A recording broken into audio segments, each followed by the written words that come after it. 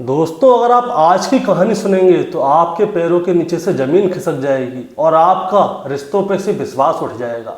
क्योंकि आज की कहानी में एक सगे बेटे ने अपनी ही सगी माँ के साथ पूरी रात बर्बरता की थी, उसके साथ बलात्कार किया था। और जिस समय बेटा अपनी माँ के साथ बलात्कार कर रहा था, उस समय उस घर में बेटे का 4 साल का बेटा भी मौजूद था। दोस्तों, आखिर ऐसी क्या बात रही होगी कि इस बेटे ने अपनी ही 50 साल की सगी माँ का बलात्कार किया। आखिरकार इस केस का खुलासा हो जाता है, बेटे को गिरफ्तार कर लिया जाता है, उसको जेल भी भेज दिया जाता है। आखिर उस रात ऐसा क्या हुआ था, आज की कहानी से जानने की कोशिश करेंगे दोस्तों कि आखिर ये बेटा इतना क्रूर क्यों बन गया। दोस्तों, कहानी सुनाऊंगा उससे पहले मैं बस आपसे यही कहना चाहूँगा कि अगर आप मेरे चैनल पर नए हैं तो चैनल को जल्दी से सब्सक्राइब कर दीजिएगा, ताकि रोजाना रात को 8 बजे मैं आपके लिए एक सच्ची घटना की कहानी लेकर आ सकूं। नमस्कार दोस्तों, मैं गौरव शर्मा और आप देख रहे हैं गौरव शर्मा सफ़र। दोस्तों, आज की जो सच्ची घटना मैं आपको सुनाने जा रहा हूं, ये सच्ची घटना शुरू होती है हरियाणा के पानीपत जिले से, और पानीपत जिले का ही एक थाना लगता है, थाना इसराना। दरअसल मैं बात कर रहा हूँ 9 जुलाई 2025 की सुबह का समय होता है। थाने में एक बुजुर्ग महिला आती है और वो हड़बड़ाई हुई सी बैठी हुई होती है। अब जब वो बैठी हुई होती है तो उसके पास एक सिपाही आता है और उससे पूछता है कि बताइए माता जी, क्या काम है आपको। तो वो कहती है कि कोतवाल साहब कब आएंगे। तो सिपाही कहता है कोतवाल साहब तो आ जाएंगे, आपको काम क्या है ये बताइए, क्या आपके पति ने आपको मारा है या आपके साथ कुछ और बात हुई है।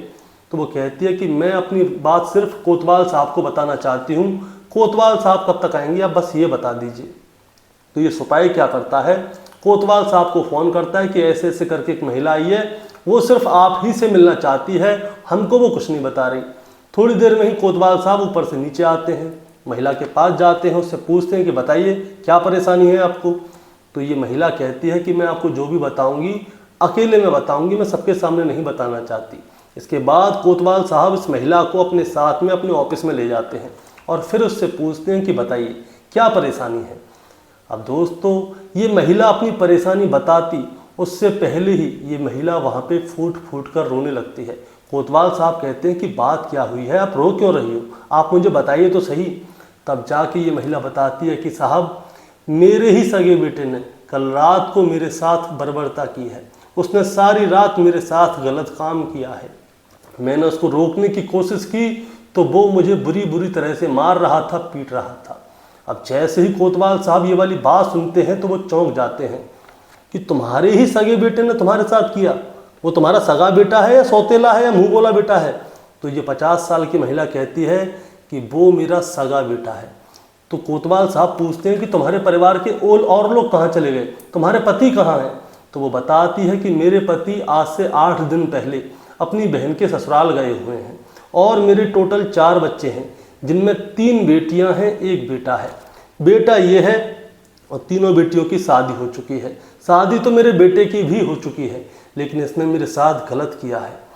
तब कोतवाल साहब इस महिला से शुरू से लेकर आखिर तक की कहानी सुनते हैं कि आखिर बात क्या हुई है और तुम्हारे बेटे ने तुम्हारे साथ गलत किया तो क्यों किया और वजह क्या रही थी इसकी, ये बताइए।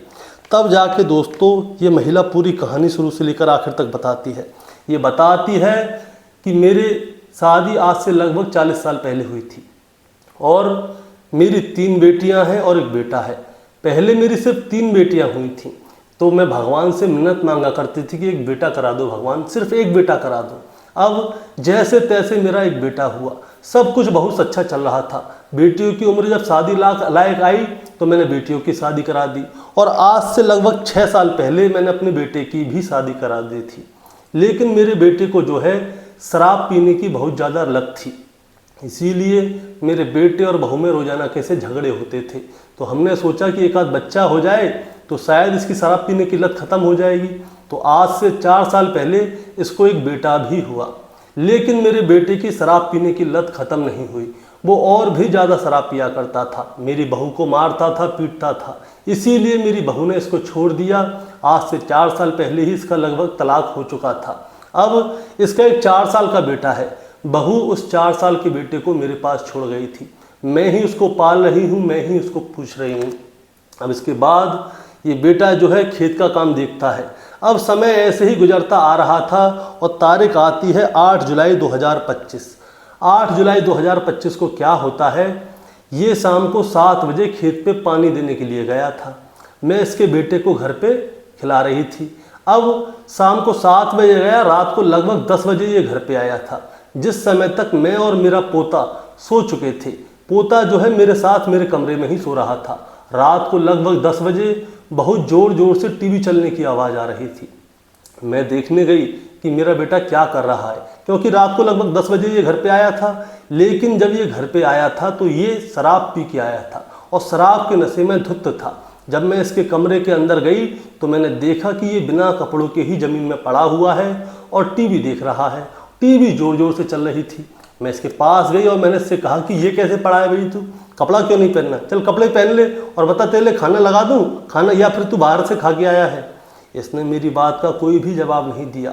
ये खड़ा हुआ मेरे साथ गाली गलौज करने लगा, मेरे साथ बदतमीजी से पेश आने लगा और मेरे से बहुत बुरी बुरी बातें कहने लगा। मेरे को इसकी बातें अच्छी नहीं लगी, इसीलिए मैं अपने कमरे में जाके फिर से सो गई। लेकिन फिर भी ये गाली गलौज बाहर से देता रहा। इसके थोड़ी देर बाद आता है और अपने बेटे को मेरे पास से उठाकर अपने साथ अपने कमरे में ले जाता है। फिर भी ये गाली देता रहता है। मैं चुपचाप उठ के देखने गई कि ये सोया है या नहीं सोया, लेकिन ये सोया नहीं था, वहीं पे बैठा बैठा बड़बड़ा रहा था। मैं चुपचाप अपने कमरे में आके लेट गई। लेकिन थोड़ी ही देर बाद, रात को लगभग 12 बजे के आसपास का समय था, ये मेरे कमरे में आता है और मुझे गालियां देता है, मेरे को कोसता है और कहता है कि बुढ़िया तेरी वजह से ही मेरी पत्नी मुझे छोड़ के चली गई है, तेरी वजह से ही मैं आज अकेला हूँ, तेरी वजह से ही मुझे आज ऐसे दिन देखने पड़ रहे हैं। मैं इसको शांत करने की कोशिश कर रही थी, लेकिन ये शांत नहीं हो रहा था। ये मुझे गालियों पे गाली दिए जा रहा था और फिर इसने मेरे से कहा कि जो मैं अपनी पत्नी के साथ करता था आज मैं तेरे साथ वही करूँगा। तो मैं चौंक गई कि ये कह क्या रहा है, ये मेरा बेटा मेरे से ऐसी बातें क्यों कर रहा है। इसके बाद ये मेरे साथ ज़बरदस्ती करने लगा।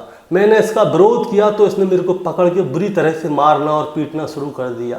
और जब जब मैं विरोध करती, जब जब ये मेरे को बुरी बुरी तरह से मार रहा था, मैं अपना बचाव नहीं कर पाई, जिसकी वजह से इसने पूरी रात मेरे साथ गलत काम किया।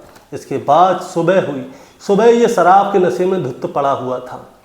पहले तो मैंने सोचा कि मैं आत्महत्या कर लूं, लेकिन फिर मेरा मन ने गवाही नहीं दी। मैंने सोचा सबसे पहले मैं अपने पति को इसके बारे में बताऊं। मैंने अपने पति को फ़ोन किया और बताया कि कल रात को आपके बेटे ने मेरे साथ इतना गलत काम किया है, बताइए मैं करूं तो क्या करूं। मैंने अपनी बेटियों को फ़ोन किया, बेटियों को भी बताया कि कल रात को तुम्हारे भाई ने मेरे साथ इतना गलत काम किया है, बताओ मैं करूं तो क्या करूं, क्या मैं आत्महत्या कर लूं। तो इन सब ने मेरे से साफ मना कर दिया कि आत्महत्या करने की कोई ज़रूरत नहीं है, आप ऐसा करो सीधे थाने जाओ और थाने में इसके खिलाफ FIR दर्ज कराओ। तब तक हम लोग भी आ रहे हैं, मेरी बेटी और मेरे पति रास्ते में ही हैं, तब तक वो आएंगे जब तक मैं यहाँ पे आके अपनी FIR दर्ज करा रही हूँ। और दोस्तों, उसकी माँ ने एक बात और कही थी। उसने कहा था कि मेरी 3 बेटियों के बाद कोई जब बच्चा नहीं हो रहा था तो मैं मिन्नतें करती थी कि मेरा सिर्फ एक बेटा हो जाए। 3 बेटियां हैं, एक बेटा हो जाए। और जब ये बेटा पैदा हुआ तो मैंने पूरे गांव में मिठाइयाँ बांटी थी, मेरे घर में खुशियाँ आई थी। लेकिन मुझे क्या पता था कि ये ही बेटा, जिस बेटे के लिए मैंने दुआएं मांगी थी, वही बेटा बड़े होके मेरे साथ गलत काम करेगा। दोस्तों, जैसे ही कोतवाल साहब इस कहानी को सुनते हैं तो तुरंत उससे उसका पता पूछते हैं और उसके घर पे जाते हैं। घर पे जाके देखते हैं कि इसका जो 30 साल का बेटा है वो बिना कपड़ों के ही घर में पड़ा हुआ है और वो दारू के नशे में जो है धुत था। उसकी बगल में ही उसका 4 साल का बच्चा भी सो रहा था। तुरंत पुलिस हरकत में आती है, उसके 30 साल के बेटे को गिरफ्तार करती है, थाने लेकर आती है। फिर इस 50 साल की महिला का मेडिकल होता है 9 जुलाई 2025 की ही शाम को। तो रेप की पुष्टि हो जाती है कि हाँ, इसके साथ गलत काम हुआ है। इसके बाद जो इसका बेटा है उसके साथ पुलिस जो है अच्छी तरह से सख्ती दिखाती है, उसको बताती है कि माँ के साथ गलत काम करने का क्या नतीजा होता है और इसके ऊपर बहुत सारी धाराएं लगाई हैं। और इसके बाद इसको कोर्ट में पेश किया गया। कोर्ट में पेश करने के बाद इसको कुछ दिनों के लिए रिमांड पे भी छोड़ा गया है। दोस्तों, इस कहानी को सुनाने का मतलब आपको परेशान करना या विचलित करना बिल्कुल नहीं है, बस आपको बताना है और जताना है कि आज का समय बहुत ज़्यादा ख़राब हो गया है। एक माँ ने इतनी दुआएं मांगी थी ऊपर वाले से कि मेरा एक बेटा हो जाए, लेकिन आज शराब के नशे में उसके बेटे ने अपनी ही माँ का गलत काम कर दिया। ये माता पिता कोई गलत नहीं होते जो अपने बेटों से कहते हैं कि तुम शराब मत पियो। दोस्तों, आज जिसने गलत काम किया है कल कोई भी कर सकता है, इसीलिए शराब के हमेशा खिलाफ रहना चाहिए। आपके परिवार में कोई पीता हो तो साफ मना कर दो, क्योंकि शराब पी के आदमी क्या कर जाता है किसी को कुछ भी नहीं पता। और आपका इसके बेटे के बारे में क्या कहना चाहते हैं इस राक्षस बेटे के लिए जो कि अपनी ही माँ के साथ गलत काम करता है। दोस्तों, आपका क्या कहना है? आपका जो भी कहना है इस कहानी के बारे में आप ज़रा हमें कमेंट में बताएं। चैनल पे नए हैं तो सब्सक्राइब करके जाएं, और हाँ, हमारे चैनल पे नीचे लाइक का बटन है, उसके बगल में एक हाइप का बटन भी आता है, उसको भी आप ज़रा क्लिक कर दीजिएगा ताकि हमारी ये कहानी और भी आगे जा सके। हाइप का बटन दबाने से हमारा चैनल और हमारी वीडियो बूस्ट होती है, तो आप ज़रा हाइप का बटन भी दबा दीजिएगा। नमस्कार।